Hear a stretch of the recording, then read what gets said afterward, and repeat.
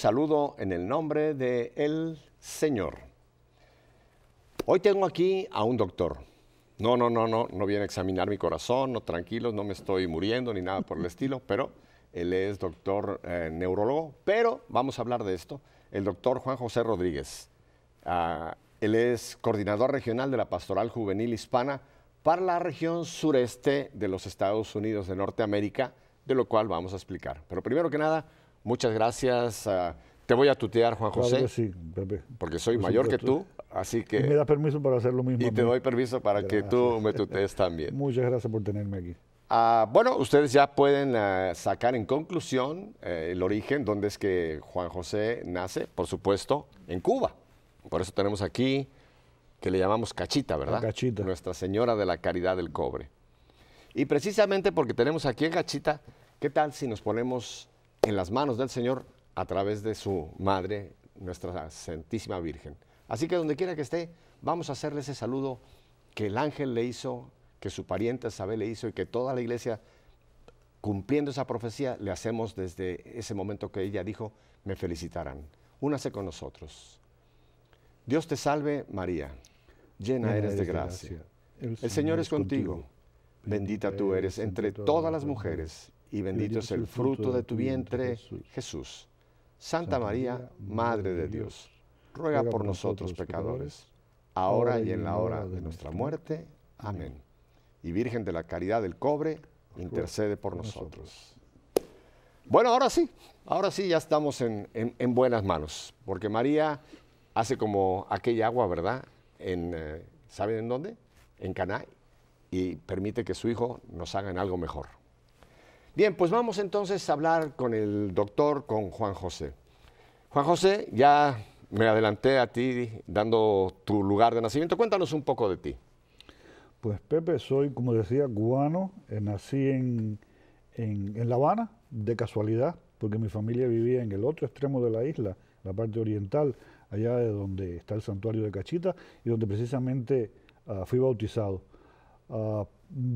Mi niñez transcurrió allá, en esa parte oriental. Después ya cuando fui adolescente, pues nos mudamos a la ciudad de La Habana, y ya el resto de mi vida transcurrió ahí en La Habana.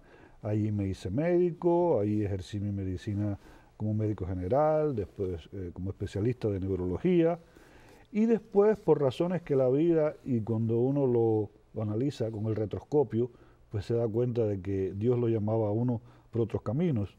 Ya estando en Cuba, pues el Señor me fue llamando también a un trabajo para la iglesia más cercano. Yo siempre había estado involucrado con la iglesia, pero ya los últimos años que yo pasé en Cuba, los pasé como profesor en el seminario de San Carlos y San Ambrosio en la ciudad de La Habana. Permíteme, voy a hacer como hacen con las películas, que pueden echarlas un poquito para atrás, porque hay algo que creo que todo el mundo le va a interesar. Tú naces en Cuba y ¿a qué edad es que llega este régimen nefasto que aún tiene esclavizada a Cuba? El régimen castrista comenzó el 1 de enero de 1959. Sí, correcto. Yo tenía 9 años en ese momento, así que era un niño bien pequeño. O sea que tú ya eras consciente completo cuando viene este cambio total. Sí, completamente. Y toda mi vida de adolescente, joven y adulto joven, pues la pasé en Cuba, porque yo vine aquí a Estados Unidos en 1995. Este año voy a cumplir 18 años, pero la mayor parte de mi vida la viví en Cuba. Bajo el régimen comunista, sí. Te hago esta pregunta porque mucha gente, cuando conoce a una persona como tú, que viene de esta situación y que ha nacido propiamente y que ha vivido años bajo este régimen, dicen, pero ¿cómo es posible que bajo un régimen ateo, antirreligioso,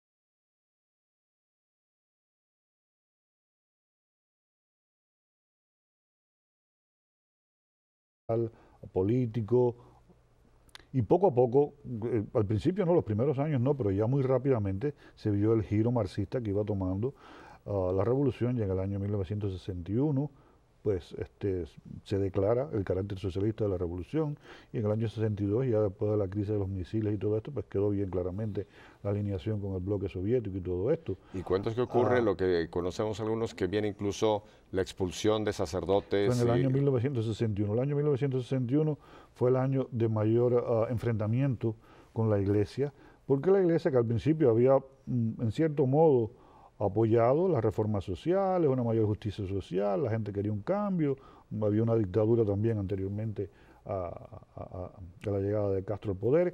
Entonces la gente pues quería ese cambio, la Iglesia favorecía, pero muy rápidamente se notó enseguida el giro que esto estaba dando, y la Iglesia trató, en la medida de lo posible, pues de abrirle los ojos al pueblo y qué sé yo, y en 1961 la confrontación fue bien importante. Este régimen... Que entonces fue cuando se expulsaron. Cuando viene la expulsión. Cuando viene la expulsión de casi 130, o no sé exactamente cuánto número, el número de sacerdotes, pero fue un número bien grande. Pero se puede decir, Juan José, que entonces este régimen prácticamente entra como un lobo con piel de oveja, o sea que al principio... Yo te diría que al principio, sí, yo te diría que más del 95% posiblemente de la población, o el 90% de la población, pensó que esto era un cambio para bien, para bien en el país, sí. Sí. Y le dimos el apoyo total, sí. Bueno. Sí, esto es importante conocerlo, porque lo podemos decir en pocas palabras, el pueblo cubano fue engañado. Oh, sí. Fue engañado, o sea que hubo una máscara que después se quitan la máscara y se declaran, ahora somos esto, pero ya era demasiado tarde. Demasiado tarde. Y era lo que yo te decía, en ese momento en que ya se hace evidente, la mayoría de las personas, pues cuando vieron la inevitabilidad de aquel proceso y que no parecía que iba a tener marcha atrás, pues entonces, pues no podemos hacer nuestra vida aquí. La mayoría de las personas, pues, y sobre todo si tenían fe o algo así, pues nos vamos del país. Y mi familia decidió abandonar el país, con la mala suerte que tuvimos, que en el momento que casi estábamos ya por salir, fue en octubre de 1962, cuando se detectaron los misiles soviéticos en Cuba. Entonces, la crisis de los misiles, tan famosa, que fue el momento más peligroso de la Guerra Fría, cuando el mundo estuvo al borde de una tercera guerra, y en este caso nuclear. O termonuclear, que hubiera sido terrible. Y entonces se estableció un bloqueo en Cuba, que se cerraron todas las salidas, y cuando se volvieron a abrir, ya entonces el régimen de Castro comenzó a tomar medidas para no dejar salir a todo el que quisiera irse, y una de las principales medidas que tomaron eran que los hombres entre 15 y 27 años, llamada edad militar, no podían abandonar el país. Entonces ya me vi obligado a permanecer prácticamente todo el tiempo allá.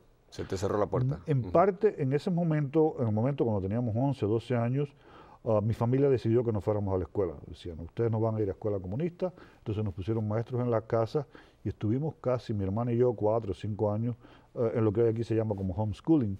Pero ya después la presión fue tan intensa que nos obligaron prácticamente a ir ya a incorporarnos a la escuela, bajo pena de que si no estaba haciendo un delito de no llevar a los hijos a la escuela. Pero ya éramos ya prácticamente adultos. Entonces, pudimos quizás en ese sentido pues mantener nuestra fe, mantenernos en la iglesia, porque no nos vimos tan golpeados como quizás otras personas que desde muy pequeños se vieron expuestos a todo esto. Incluso tengo entendido que había personas que por el hecho de mantener su identidad católica, esto traía consecuencias en sus posibles trabajos o posibles oportunidades de... Todo lo que significara un pequeño privilegio, por muy pequeño que fuera, si dos personas estaban compitiendo por el mismo, el que tuviera creencias religiosas, ese era el que eliminaban. Y era algo que te preguntaban siempre, en todas partes. Eso es algo que también la gente, muchos no saben. En Cuba, desde el comienzo, a uno lo acompaña un expediente, que es primero un expediente escolar y después un expediente laboral, donde se va anotando prácticamente toda la vida de uno. Y entonces uno de los hechos importantes que se anota en ese expediente es el hecho de si tienes o no creencias religiosas y si las practicas. Entonces, el hecho de ser creyente es algo que es de conocimiento público, y ellos, a la hora de determinar esto mismo, una beca en el extranjero o la asignación de una carrera universitaria para la cual hay pocas plazas, pues deciden siempre por la persona que con en aquel momento pensaban más confiable que era la persona que no tenía creencias religiosas. Y tú conociendo todo esto, sabiendo cómo operaba este sistema, tú tienes tu carrera universitaria, sin embargo tú sientes una atracción hacia lo que es, digamos, la vida de la iglesia y trabajar dentro de la iglesia. Sí. ¿Tú sabías lo que te estabas jugando? Sí, yo sabía lo que me estaba jugando, pero siempre tuve una gran confianza en Dios. Yo nunca me lo planteé o pensé que esto iba a ser algo que me pusiera realmente un obstáculo en mi vida. Y realmente fue así. Es decir, yo recuerdo como si fuera todavía hoy en día, el día que hice la matrícula para la carrera de medicina. Y le llenaban a uno un expediente enorme que preguntaban prácticamente toda la vida de uno, la vida familiar. Nosotros le decíamos el cuéntame tu vida. Ajá. Me llenaron el cuéntame tu vida. Y en el cuéntame tu vida, aquel por supuesto yo dije todo lo que era la verdad. Y yo dije, bueno, vamos a ver si con este cuéntame tu vida me aceptan o no me aceptan. Me aceptaron y pude estudiar mi carrera. Y yo creo que muchas veces las personas que frente a este tipo de regímenes son claros y expresan su fe, se ganan un cierto respeto. Y yo siempre sentí que a mí en ese sentido me respetaron. Qué interesante este punto, Juan, porque aquí en cierta forma se cumple la máxima del Señor, la verdad os hará libre, ¿no? Sí. El que obra en la verdad, aún en este tipo de Sí, situaciones, sí. el hecho de que abrimos la verdad, como que eso abre un camino para, para que la claro, misericordia de yo Dios tuve- esté con nosotros, ¿verdad? Tuve otros problemas, otros obstáculos, pero en general, y sobre todo la tranquilidad de saber que uno no traiciona quien uno es, que no traiciona su fe tampoco, que es tan importante. Qué bonito punto este, Juan, porque mira, nada más un punto aquí. Quiero contarte otra anécdota en este sentido. Ajá.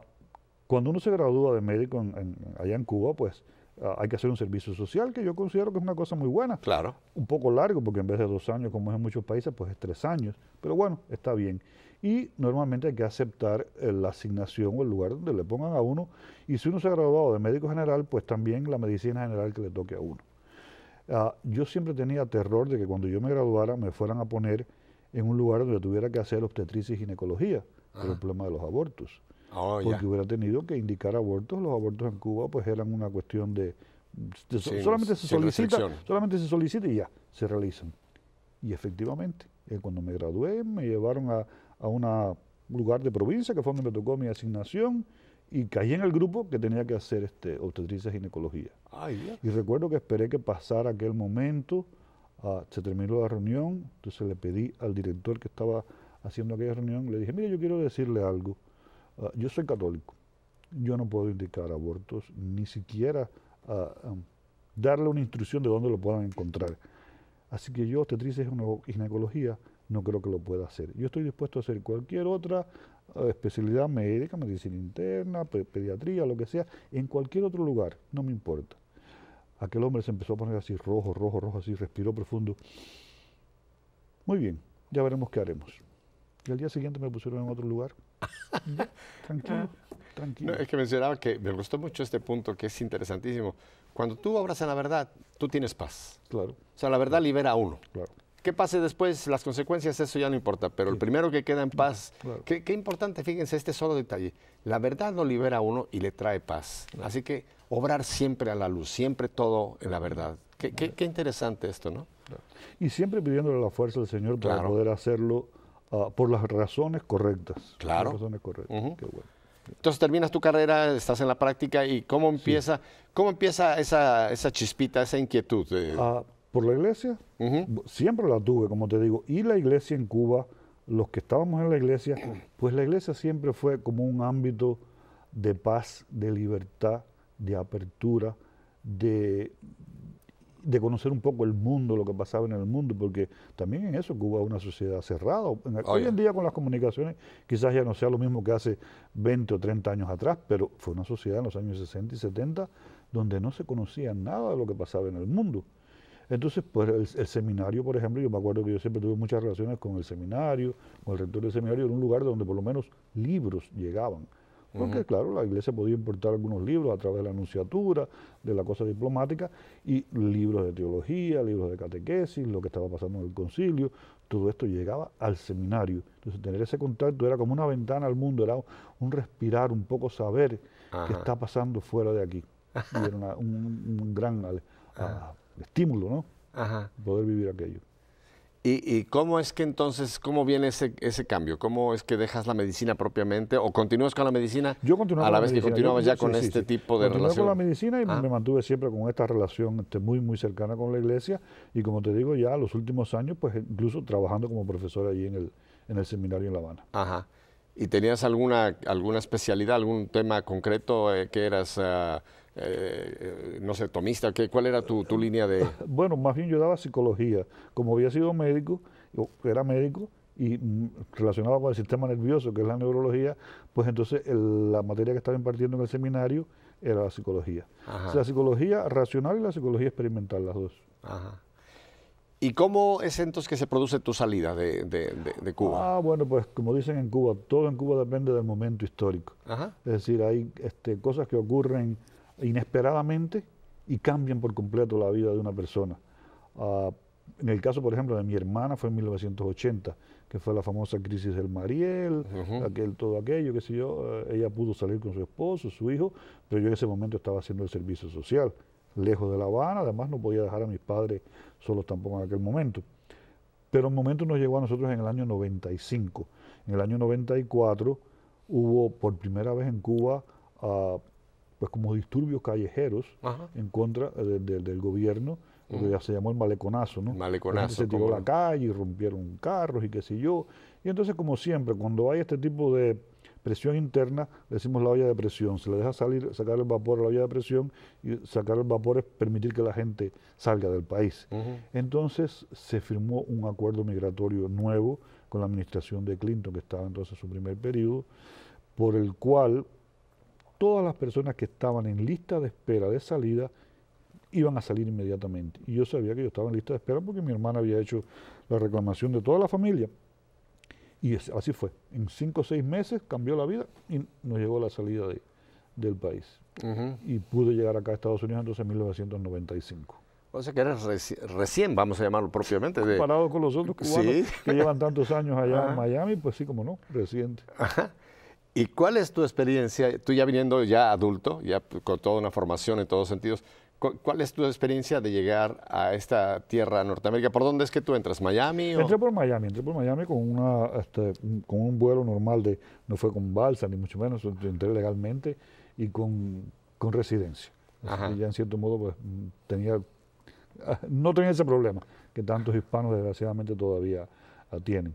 ¿Y cuál es tu Ah, experiencia cuando llegas Ah, de esta es situación de un Cuba cambio, y de repente te imagínate encuentras... encontrarse en este país así de pronto, tan distinto, una cultura completamente distinta.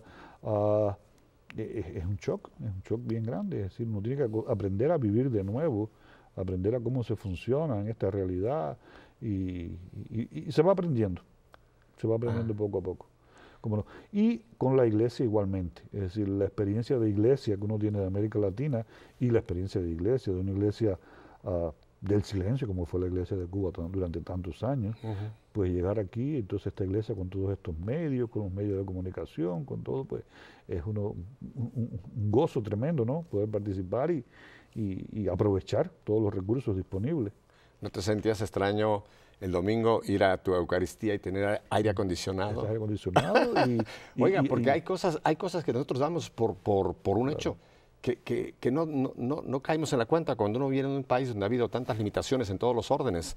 Yo he tenido aquí, Juan, en este lugar, sacerdotes cubanos que me cuentan que todavía hoy día hay iglesias que se les están cayendo y Los que techos se han aire caído. acondicionado, olvídate. No, aire acondicionado no. No Ujú. digamos aire acondicionado, hay apagones muy frecuentemente. Sí. Entonces, las iglesias que tienen ventiladores, si estás en apagón en ese momento, ni electricidad, ni ventilador, ni nada. El ventilador es uno de esos, Sí, sí, de esos de techo, ¿no? los Que tiran un poquito de o a aire por veces, ahí, o a pero veces lo único de que pie hacen es que también. mueven la humedad de aquí para Y allá, pero el calor que se mantiene. permanece. ¿Cómo no? ¿Cómo no? Así que es todo un cambio radical para Es ti, un cambio en todos muy, sentidos. muy intenso, la verdad que sí. La Ujú. verdad que sí. ¿Y cómo es que entonces principias ya propiamente tu trabajo en la iglesia aquí ya en territorio? Entonces, acá en Estados Unidos, bueno, yo traía, por supuesto, cartas de recomendación de la Iglesia de Cuba, pensando siempre en la posibilidad de que sería una forma de trabajar también aquí. Y así fue cuando empecé a buscar trabajo aquí los primeros meses. Tuve la suerte tremenda de que me recomendaron que hiciera una entrevista con el padre Mario Vizcaíno, Ujú. el director del CEPI. Lo que De la conocemos Orden como de el los CEPI. Escolapios, para que ustedes lo ubiquen. Realmente la oficina se llama la Oficina Regional para el Ministerio Hispano del Sureste de los Estados Unidos. Y en ese momento precisamente estaban buscando una persona para que se encargara de la pastoral juvenil. Y yo dije, bueno, pues esto me ha caído del cielo y me aceptaron, me probaron un tiempo o algo así. Y nada, pues ahí fue donde yo vi que el Señor me estaba llamando y ahí me he quedado todos estos años. La mayoría de nuestra gente, Juan José, no conoce CEPI. Es muy interesante que tú nos describas CEPI porque es un tipo de instituto, llamémoslo así. Así es. Sui generis, no es lo normal. No. Descríbenos Sí. el instituto. Realmente. Su nombre es Southeast Pastoral, CEPI, Southeast Pastoral Institute. Esto es en inglés, por si usted no habla inglés. Sí. Que quiere decir Instituto Pastoral para el Sureste de los Estados Unidos. Cuando comenzó la gran la afluencia de hispanos a los Estados Unidos en los años 70, en los años 80, la Iglesia norteamericana se dio cuenta de que tenía de algún modo que establecer instancias para atender a esta población creciente. Entonces trató de dividir el país en regiones o zonas hispanas que le favoreciera el trabajo y de poner al frente de cada una de estas regiones una oficina que se encargara de la evangelización de los hispanos. Y así se formaron en varios lugares del país oficinas regionales. La nuestra es la oficina regional del sureste, como yo digo, es la esquinita de abajo de la derecha del mapa, el sur y el este. Es una zona bien amplia porque enorme. Incluye 9 estados de la Unión de los Estados Unidos, en los cuales hay 30 diócesis, 5 de las cuales son arquidiócesis. ¿Usted sabe cuántos estados tiene esta nación? No me mande un email, eso nada más le hago la pregunta. ¿Usted sabe cuántos estados componen los Estados Unidos de Norte? Por eso se llama Estados Unidos de Norteamérica y usted sabe, geográficamente es un país enorme en extensión. Entonces, de estos estados, que no le voy a decir el número, esta región se compone de 9 estados. Son los estados de Kentucky, Tennessee, Carolina del Norte, Carolina del Sur, Georgia, Alabama, Mississippi, Luisiana y Florida. ¡Alabama! Aquí estamos. Aquí estamos en Alabama. Y Florida. Y Florida, eso es. Y diócesis. Como le decía, son 30 diócesis, de las cuales 5 son arquidiócesis. Ajá. Entonces, capten, porque es muy interesante y por eso es la proyección de Juan es tan importante, porque imagínense, es un servicio pastoral que se le da a 30 obispos, arzobispos. Es decir, esta oficina se fundó en 1978, fíjate cuántos años lleva ya de trabajo, y ha ido aumentando el número de programas que ofrece para ayudar a las diócesis a acompañar al pueblo hispano en la evangelización del pueblo hispano. Es decir, nosotros somos un recurso de los obispos, de la Iglesia Católica, para que la diócesis nos utilice en sus necesidades, en sus programas. Nosotros no implementamos políticas, digamos, diocesanas. Nosotros somos un servicio que le prestamos a la diócesis cuando la diócesis no los pide.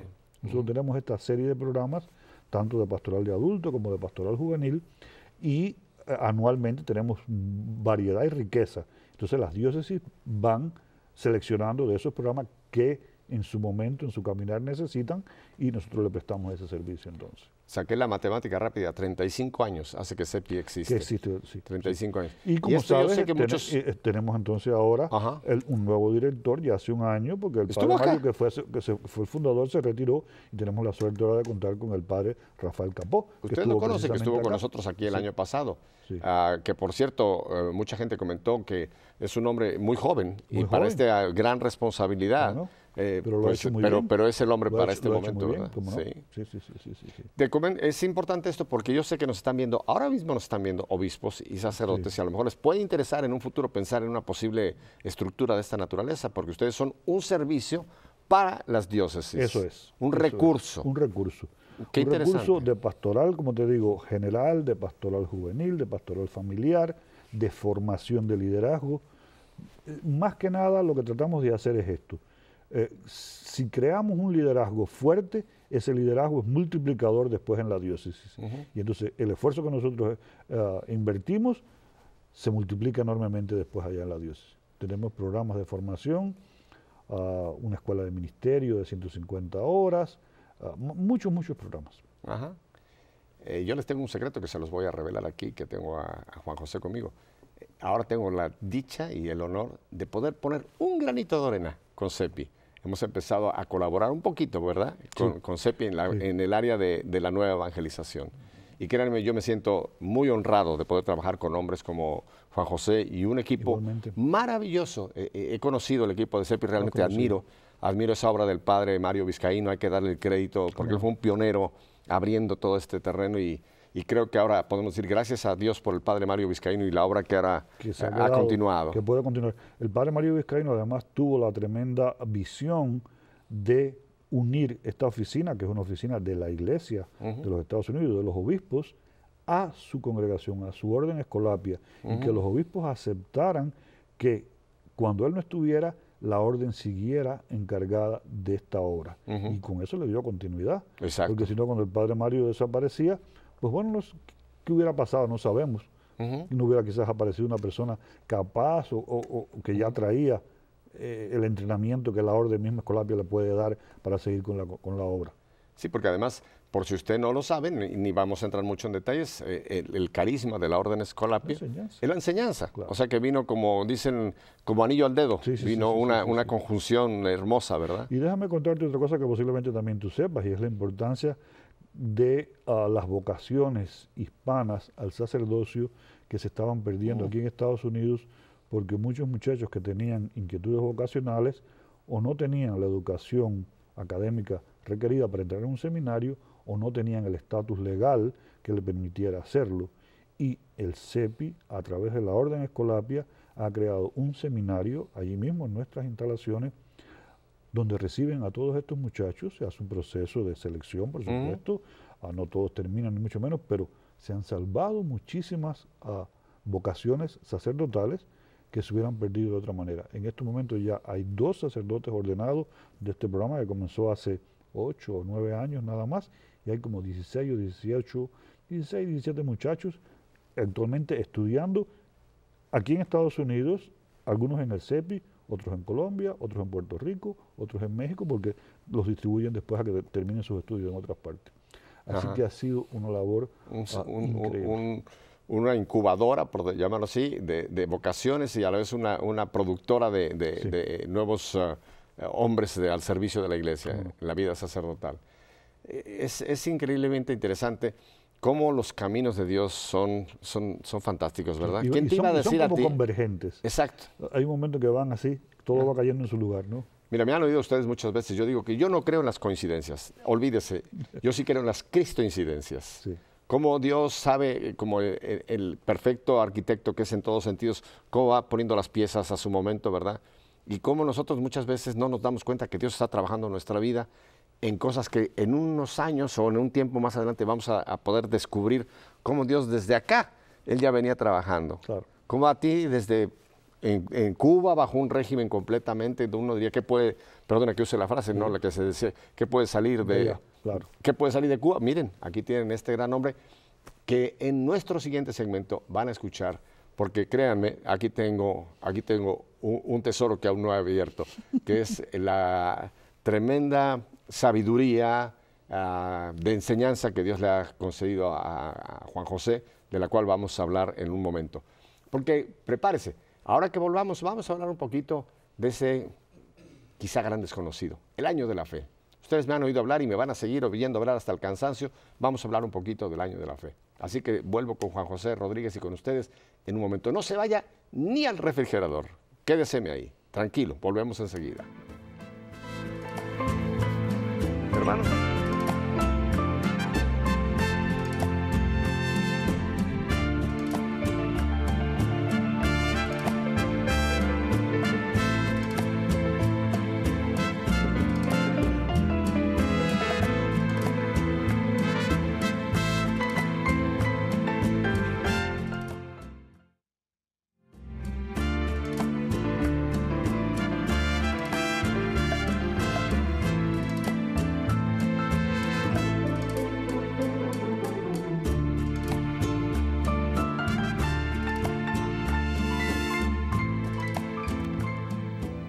que les gusta esa música, ¿verdad? Yo sé que cuando ponemos estas cortinas musicales usted está por ahí moviendo un poco el esqueleto. Hoy, aparte, hoy es un día muy importante para Cuba. Hoy es día 28, usted lo sabe muy bien, 28 de enero del año 2013. Por si no lo sabía, márquelo en su calendario. Pero ¿por qué es un día muy importante para Cuba? Es un día muy importante Juan para José? nosotros, Pepe, porque hoy celebramos el aniversario del 160 aniversario del natalicio de uno de los más grandes cubanos de toda la historia, que es nuestro prócer nacional, José Martí, el apóstol de la independencia de Cuba, un gran hombre, un gran literato, un gran poeta, un gran filósofo, un gran periodista, sobre todo un gran luchador por la libertad de Cuba, y un luchador que, sin ser una persona, digamos, católica, de afiliación, sí era profundamente cristiano y sí vivió los valores cristianos, sobre todo eso del amor por encima de todas las cosas, incluso del amor a los enemigos. Tiene una poesía preciosa, La Rosa Blanca, que es eso, de que hay que amar incluso a los enemigos. Porque sabes que es importantísimo esto que dices, porque Juan José, y se lo voy a decir a usted, nosotros, si un día entramos a la patria celestial, no vamos a entrar porque a la puerta digamos soy católico. Hay muchos católicos que van a estar en el otro sitio, o sea que no es una etiqueta, Sí. es un estilo de vida lo que nos va a permitir vivir el amor. Esa es la Como prueba decía, que vamos a al pasar. final de la vida te examinarán de amor. Como Ese es decía el San Juan punto, de la ¿verdad? Cruz. Y no que si eres de tal iglesia, que no eres de tal iglesia. No vamos a entrar ahora en esto, pero yo creo que José Martí está en la patria celestial, por Yo creo que supuesto. sí, yo creo que sí. ¿Verdad? Bueno, pues vamos entonces ahora a tocar un poquito de lo mucho que nos puede aportar Juan. Ustedes me han oído mucho de esta inquietud que tengo en cuanto a que nos demos cuenta de la importancia del tiempo en que vivimos. Estamos viviendo un kairos, un tiempo de regalo de Dios, y nos los dio a través de la Iglesia, concretamente con esa visión del Papa Benedicto XVI de abrir un año de la fe. Y creo que ustedes han oído de que en este año de la fe el Santo Padre nos dijo que recordáramos que hace 50 años la Iglesia nos dio un tremendo tesoro que se llama el Concilio Vaticano II, que hace 20 años nos dio un tremendo tesoro a través de Juan Pablo, nuestro beato, el Catecismo de la Iglesia Católica. Y que tenemos un tesoro que es el credo, nuestra profesión de fe. Vamos a centrarnos en el punto del Vaticano II. Porque Juan José, yo le he hablado contigo un poquito antes de que entráramos en el programa, hay una enorme ignorancia respecto al Vaticano II. Y me he encontrado con gente que le tiene aversión, gente que no sabe nada. Sitúanos un poco. ¿Qué es el Vaticano II? Pepe, habría que empezar por definir qué cosa es un concilio ecuménico. Correcto. Es decir, un concilio ecuménico es una reunión que la Iglesia convoca, la Iglesia Universal, generalmente el Papa, es el que hace la convocatoria para tratar temas trascendentales en su momento histórico que esté viviendo. Es decir, tenemos como 2000 años de cristianismo, pues la lista de los concilios ecuménicos ha sido de 21, así que hemos tenido casi como que un concilio por siglo. Ha habido siglos en que ha habido más de uno y después ha habido varios siglos sin concilio, pero el promedio te da como una reunión de este tipo cada 100 años. Eso te indica que es una reunión bien importante, que no es cualquier cosa. Es decir, cuando la Iglesia convoca a un concilio ecuménico es porque quiere tratar una cuestión realmente de importancia vital para la fe y para la vida de la Iglesia. Y a través de la Iglesia para la humanidad. Y a través de la Iglesia, por supuesto, para llegar a toda la humanidad, Correcto. porque la Iglesia no vive para sí, vive precisamente para Para llegar del a los pueblo, demás, exacto, para servir sí. al pueblo. Y entonces el Concilio Vaticano II fue el concilio ecuménico, este concilio que la Iglesia realizó en el siglo XX. Había realizado otro concilio, el Concilio Vaticano I, en el siglo XIX. Y el anterior había sido el Concilio de Trento, que había sido en el siglo XVI, 1545. Así que desde 1545 no hubo concilios hasta 1870, que fue Vaticano I, y hasta 1962, que comenzó el Concilio Vaticano II. Como te decía, la Iglesia convoca al concilio o a los concilios cuando tiene algún tema o alguna situación que tratar. ¿Qué tipo de situaciones? Pueden ser situaciones de doctrina, que haya un cuestionamiento, una desviación, una deformación de la verdadera doctrina de la Iglesia, como fue, por ejemplo, el primer concilio ecuménico, el concilio de Nicea, en el año 325, que se ponía en duda la divinidad de Jesucristo. La iglesia tuvo que hacer un concilio para dejar bien claro cuál era la situación. Eso es una razón. Otra razón puede ser porque haya una separación dentro de la iglesia, problemas de comunión, que haya hermanos que se separen, un cisma dentro de la iglesia, como ocurrió en el siglo XI, cuando se separaron las iglesias ortodoxas. O puede ser que la iglesia se vea obligada o forzada, en cierto modo, a convocar al concilio porque haya problemas graves de disciplina interna también en la iglesia. En el siglo XX, en el momento que se convocó al Concilio Vaticano II, no existían ni problemas de doctrina, ni de comunión, de separación de iglesias, ni graves problemas de disciplina. Grandes herejías. No había nada de esto. Entonces, ¿por qué es que se convoca al Concilio Vaticano II? Básicamente fue un problema, yo diría, como que de desfasaje o no sintonía entre lo que se estaba viviendo en la iglesia y lo que se estaba viviendo en el mundo. El mundo iba caminando por un camino y la iglesia iba por otro camino. Entonces no había esa interpenetración que tiene que haber verdaderamente si queremos que nuestro mensaje, el mensaje de Cristo, el mensaje perenne de la iglesia, sea oído, sea escuchado y sea seguido. ¿Y por qué se dio esto? Bueno, no podemos hacer la historia completa, pero en general en la Edad Media el mundo se dice que era un mundo sacralizado, un mundo donde Dios estaba presente en el centro de ese mundo de una manera muy intensa. Ese proceso de sacralización, o ese mundo sacralizado, comenzó a desintegrarse con el nacimiento del mundo moderno. Cuando comienza el Renacimiento, comienza este proceso que yo creo que es uno de los hechos históricos más importantes que ha ocurrido en los últimos 500 años, que es lo que se ha llamado la secularización. La secularización que es, pues es quitar a Dios del centro del escenario. Al principio no se le eliminó completamente, sencillamente se le puso de lado. Ya después incluso se le llegó a quitar completamente. Y entonces poner al ser humano en el centro. Y entonces el mundo, a partir del Renacimiento, comenzó este proceso de secularización que ha sido progresivamente cada vez más intenso. Tuvo un momento muy fuerte en el siglo XVIII con la Ilustración y en el siglo XIX también. En cierto modo, el Papa Pío IX, en 1870, se percató de que esto estaba ocurriendo y yo creo que en parte su convocatoria al Concilio Vaticano I fue un poco para tratar esta cuestión. El problema está que este Concilio Vaticano I fue un concilio que no se pudo concluir porque hubo una situación de que las tropas de Garibaldi, este guerrillero italiano, ocuparon Roma en el momento que se estaba celebrando el concilio y se logró la unificación de Italia. Ya los italianos venían luchando por la unificación de su país de varios años anteriores y lo único que le quedaba por reunir para poder tener un país unido era Roma. Y Garibaldi entra en Roma precisamente en el momento en que está ocurriendo el Concilio Vaticano I, porque aprovechó la situación de que las tropas francesas que defendían al Papa tuvieron que moverse a Alemania porque se desencadenó la guerra franco-prusiana en 1870.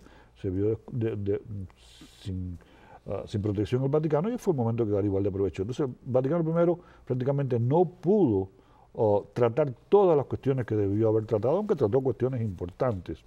Entonces quedó como ese malestar de que había situaciones en la iglesia que no habían sido tratadas, que no habían sido consideradas como debían haber sido consideradas.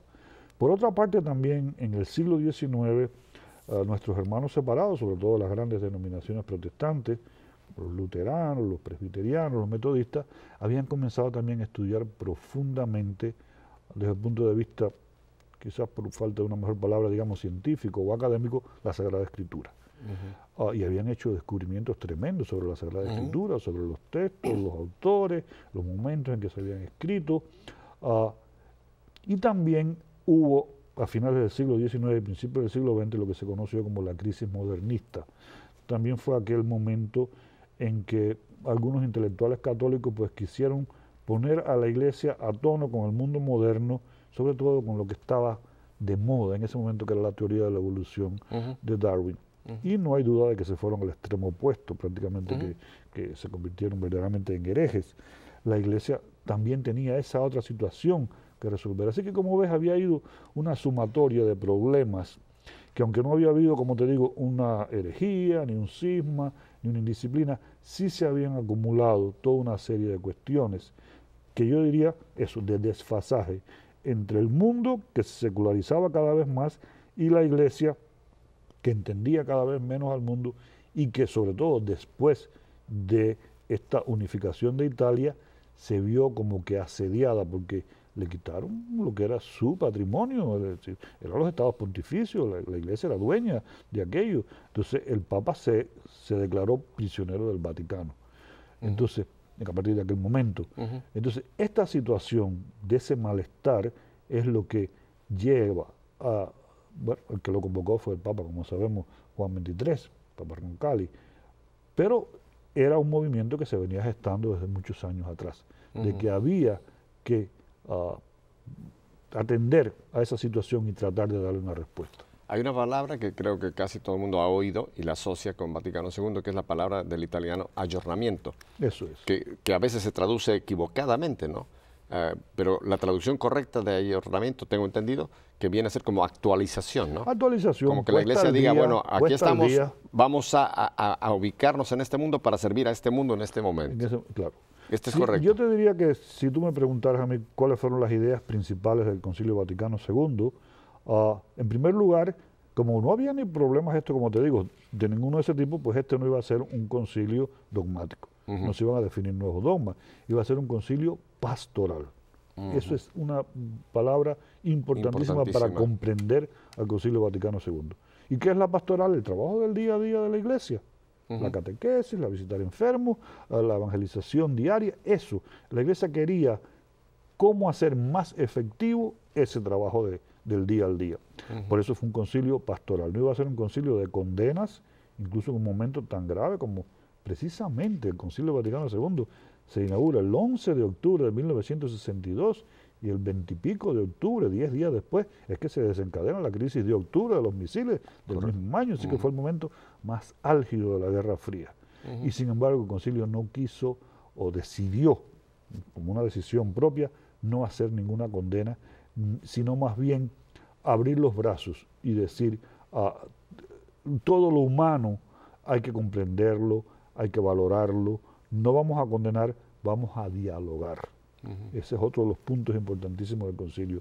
El concilio quiso ser un concilio pastoral, sobre todo involucrando a los interlocutores en un diálogo fructífero que el Vaticano decidió que fuera a todos los niveles. Un diálogo dentro de la iglesia, un diálogo con los hermanos separados, cristianos, un diálogo con los creyentes que no fueran cristianos y un diálogo con los ateos, a todos los niveles. Me voy a poner en los zapatos de doña Juanita, que está por ahí sentada, y te voy a hacer algunas preguntas que me han hecho a mí, que creo que tú nos puedes ayudar. La gente normal, la mayoría de los católicos, me atrevo a decir, no conocemos el Vaticano II. Lo hemos oído, sabemos del Vaticano II. Si me preguntas, te voy a decir, sí, el Vaticano II, ¿cómo no el Vaticano II? Sí. El Vaticano II, tú lo acabas de definir, es un trabajo que se realiza, este concilio, 3 años, 62-65.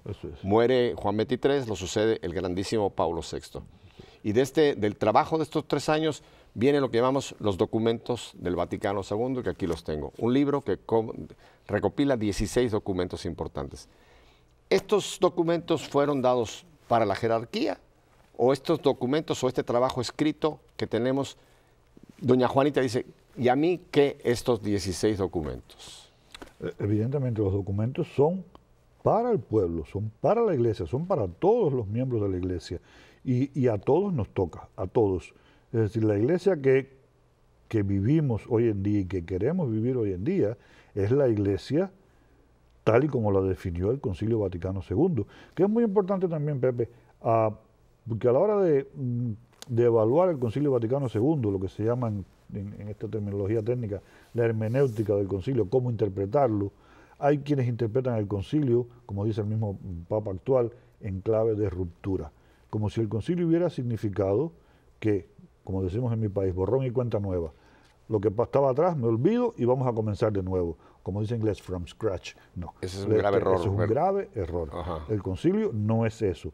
El concilio, como nos dice nuestro Papa actual, hay que interpretarlo en la hermenéutica de la continuidad. Es decir, es el mensaje perenne que nosotros tenemos en esa fuente inagotable que es Cristo mismo, pero que hay que hacérselo llegar a cada época, a los hombres y mujeres de esa época, en un lenguaje que lo puedan comprender y tratando los problemas que a los hombres y las mujeres de esa época les interesa. Eso fue lo que quiso hacer el concilio. Ese mensaje perenne, traducirlo a lo que hoy en día yo soy capaz de comprender, cuáles son mis problemas, cómo Cristo me va a dar respuesta a eso. Algo que ya calma a doña Juanita es entonces, el concilio no cambió en absoluto lo que es el cuerpo de doctrina. Oh, no, ese es intocable. No. Ese es intocable. O sea que el mismo cuerpo de doctrina que hemos venido por los siglos, la Iglesia lo ha mantenido y es el que tenemos hoy día. Claro. O sea, en doctrina no hubo ningún cambio, ni se quitó, ni se puso, ni se reformó, ni hay una nueva revelación. No definió ninguna doctrina dogmática. Sí relativizó algunos puntos, puso los acentos en algunas cosas, completó un poco la labor teológica que había hecho Vaticano I. Recuerda que el Vaticano I sí fue un concilio dogmático. En el Concilio Vaticano I se definió el dogma de la infalibilidad pontificia. Sabemos con todo lo que esto significa. Y el Concilio Vaticano II reafirmó palabra por palabra eso que había dicho Vaticano I sobre la infalibilidad del Papa, pero lo equilibró un poco más, viéndolo también en el contexto del Papa como cabeza del colegio episcopal. Nos quedan 8 minutos, desgraciadamente. Ahora te voy a hacer la gran pregunta que está todo el mundo. Juan José, ¿cómo yo puedo tener acceso? ¿Qué pauta tú me das para yo, una persona que ahora estoy oyendo del Concilio Vaticano, que sé que existen los documentos, qué puedo yo, como un laico, como una laica, qué me recomiendas? ¿Cómo yo puedo tener acceso? Yo te diría que lo más importante sería estudiar directamente los documentos que el concilio produjo. Claro, para estudiar esos documentos pues hay que tener una cierta preparación teológica, no muy profunda, pero sí hay que tener un cierto conocimiento o por lo menos a alguien que le ayude a uno a desentrañarlos. Yo creo que hay que ir por partes. Yo le diría que a una persona que se va a enfrentar por primera vez, yo le recomendaría primero que se leyera un poco la historia del concilio, los hechos que llevaron al concilio y cómo se desarrolló el concilio, porque fue interesantísimo esos años del 62 al 65, cómo se fue encontrando lo que fue como el norte, el rumbo por el cual el concilio debería caminar, porque déjame decirte, el concilio empezó con 70 esquemas, se llamaban esquemas como los temas a tratar que se podían discutir. Entonces temas muy dispares y muy diversos, aquellos no tenían una unidad temática, y poco a poco el trabajo de esos padres conciliares fueron como afinando la puntería y se llegó a que el concilio tendría que ser un concilio, como se dice en latín, de eclesia, sobre la iglesia. Les tengo buenas noticias. Este libro es uno de los muchos que puede haber, pero les voy a recomendar uno que está disponible en cualquier librería católica, créanme. El libro se llama Breve Historia del Concilio Vaticano II. Está editado por Rialp, la editorial Rialp, y el autor es José Morales. Apúntelo. Lo voy a poner en la página nuestra de WTN para que lo tengan, si no lo puede copiar ahora. Se llama Breve Historia del Concilio Vaticano II de Rialp, José Morales. Y si usted tiene acceso a las famosas tabletas estas, usted lo puede incluso comprar y no tenemos ningún negocio con Amazon. Usted puede ir a amazon.com y lo puede comprar, lo puede bajar, lo puede tener en su tableta. Así que aquí ya cubrimos una parte. Un libro sobre la historia del Concilio Vaticano, sencillo y para todo el mundo. Para comenzar a conocerlo. Correcto. Entonces, ya tenemos este libro, ¿qué podemos después hacer? Después yo diría que entonces sería bueno ir directamente a los documentos. Es decir, los documentos conciliares.